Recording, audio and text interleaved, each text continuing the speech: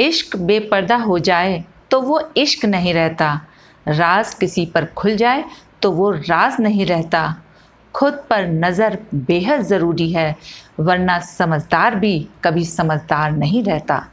अपनी लिखी इन्हीं पंक्तियों से आप सभी का स्वागत करती हूँ पेरेंटिंग के एक नए एपिसोड में। आखिर बच्चे कहना क्यों नहीं मानते हैं, इस पर हम डिटेल में डिस्कस कर रहे हैं और इसी डिस्कशन का फर्स्ट पार्ट मैं आपके साथ शेयर कर चुकी हूँ। अगर आपने नहीं देखा है तो आप कमेंट बॉक्स या डिस्क्रिप्शन बॉक्स से लिंक ले सकते हैं और उसे भी देख सकते हैं। तो आज हम उसी का सेकंड पार्ट आपके साथ शेयर करने जा रहे हैं। तो बिना देर किए शुरू करते हैं आज का वीडियो। बच्चों के डिसओबीडिएंट होने के बहुत सारे कारणों में से एक कारण है पेरेंट्स का झूठ बोलना या कोई कमिटमेंट करके उसे पूरा ना करना। अक्सर देखा गया है कि पेरेंट्स कोई ना कोई कमिटमेंट अपने बच्चों से कर ही देते हैं। जैसे कहेंगे कि तुम्हें हम नेक्स्ट संडे बाहर घुमाने के लिए ले जाएंगे, लेकिन जब नेक्स्ट संडे आता है और बच्चे भी बहुत एक्साइटेड होते हैं तो कोई ना कोई बहाना बनाकर कह देते हैं कि नहीं, इस संडे नहीं, हम नेक्स्ट संडे चलेंगे। फिर जब नेक्स्ट संडे आता है बच्चे फिर कहते हैं कि चलिए अब बाहर, तो भी वो टाल मटोल कर ही देते हैं। तो इस तरह की बहानेबाजी अगर आप भी करते हैं तो बिल्कुल करना बंद कर दीजिए, क्योंकि ऐसी बहानेबाजियों से बच्चों का मन तो टूटता ही है, साथ ही आपके ऊपर से भी विश्वास खत्म हो जाता है। बच्चों को ऐसा लगने लगता है कि पेरेंट्स कभी कोई बात नहीं मानेंगे और अपनी ही मर्जी चलाएंगे, इसीलिए वो अपनी मर्जी चलाने लगते हैं।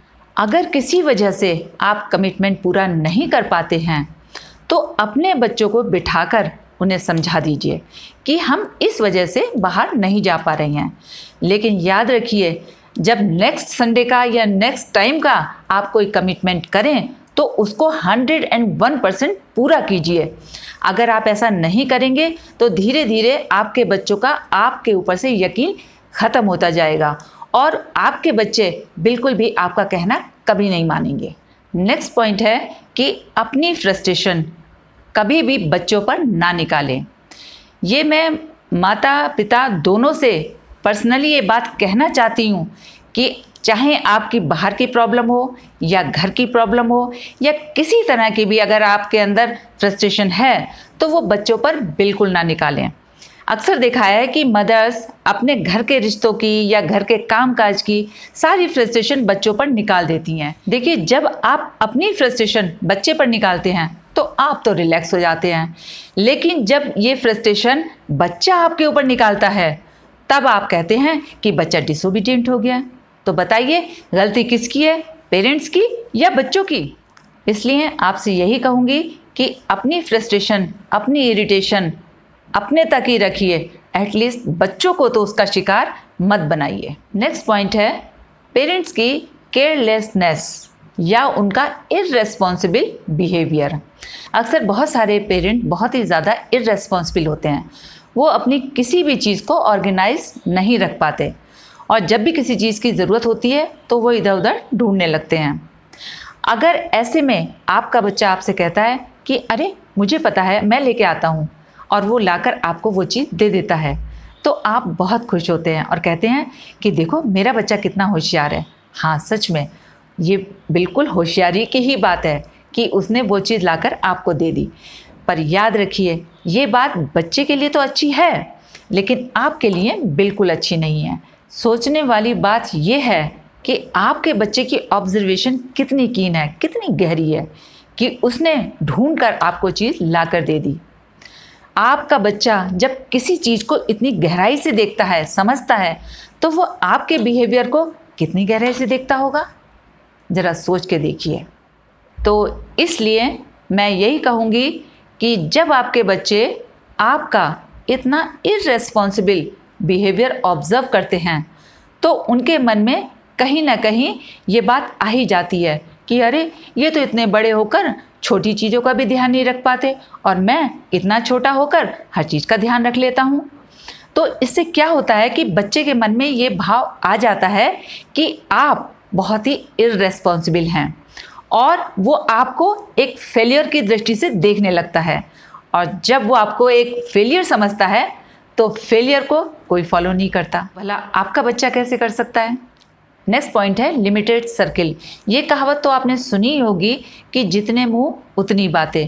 पेरेंट्स अक्सर ये गलती करते हैं कि अपनी मुसीबत उतारने के लिए अपने बच्चों को कभी पड़ोसी के यहाँ, कभी किसी रिश्तेदार के यहाँ या किसी फ्रेंड के यहाँ छोड़ जाते हैं और सोचते हैं कि बच्चा थोड़ी बहुत देर वहाँ खेलेगा, मैं अपना इतने इधर घर का काम संभाल लूँगी।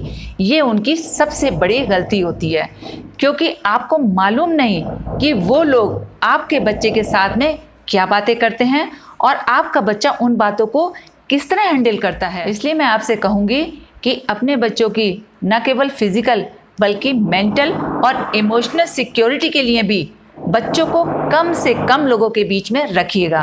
और अगर आपको ज़रूरत भी है कि कहीं इधर उधर छोड़ने की, तो अगर आप 101% श्योर हैं कि ये आपके बच्चे के साथ बहुत ढंग से रहेंगे तभी छोड़िएगा, वरना बिल्कुल नहीं। याद रखिएगा कि बच्चे अपने बड़ों से ही सीखते हैं, इसलिए उनके आसपास उन्हीं बड़े लोगों को रखिएगा जो आपके बच्चों को अच्छी बातें सिखा सकें।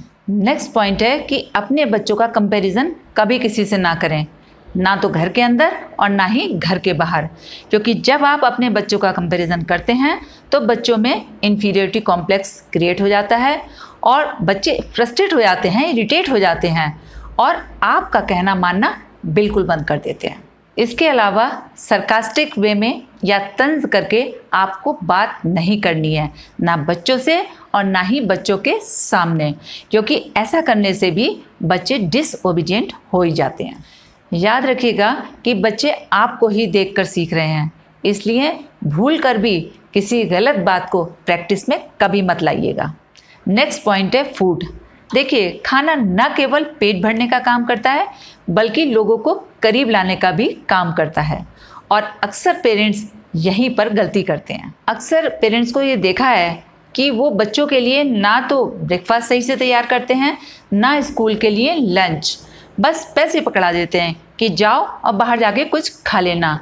इसके अलावा वो लंच या डिनर में भी वो खाना तैयार करते हैं जो कि बच्चों को बिल्कुल पसंद नहीं है। बच्चा देखते ही कहने लगता है कि ये मुझे बिल्कुल नहीं खाना, लेकिन पेरेंट्स ज़बरदस्ती उसको कहते हैं कि नहीं, तुम्हें खाना है। इससे क्या होता है कि बच्चे इरिटेट हो जाते हैं। धीरे धीरे बच्चों की यही फ्रस्ट्रेशन डिसओबीडियंस में कन्वर्ट हो जाती है। इसलिए आपसे यही कहूँगी कि अपने बच्चों के खाने का टाइम और टेस्ट का ज़रूर ध्यान रखिएगा, क्योंकि जो चीज़ें आपके लिए हेल्दी हैं हो सकता है आपके बच्चे को वो ना पसंद हो। इसलिए हेल्दी चीज़ों को टेस्टी बनाकर अपने बच्चों को ज़रूर खिलाएं, जिससे आपका बच्चा भी खुश और आप भी खुश। तो याद रखिएगा कि दिल का खुश होना बहुत ज़रूरी है, क्योंकि जब दिल खुश होगा तब दिल से दिल मिल पाएगा, और जब दिल मिलेगा तभी तो दिल की बात समझ पाएगा। उम्मीद करती हूँ कि मेरी बात आप ज़रूर समझे होंगे। चलते चलते बस इतना ही कहूँगी कि बदलाव रातों रात नहीं होता है, उसके लिए लगातार प्रैक्टिस करनी पड़ती है। बच्चों को अच्छी बातों की प्रैक्टिस कराते रहिए, साथ ही खुद भी बेहतर बनने की कोशिश करते रहिए। इसी विचार के साथ आज के लिए बस इतना ही, फिर मिलेंगे नेक्स्ट वीडियो में। तब तक के लिए जय हिंद, जय भारत।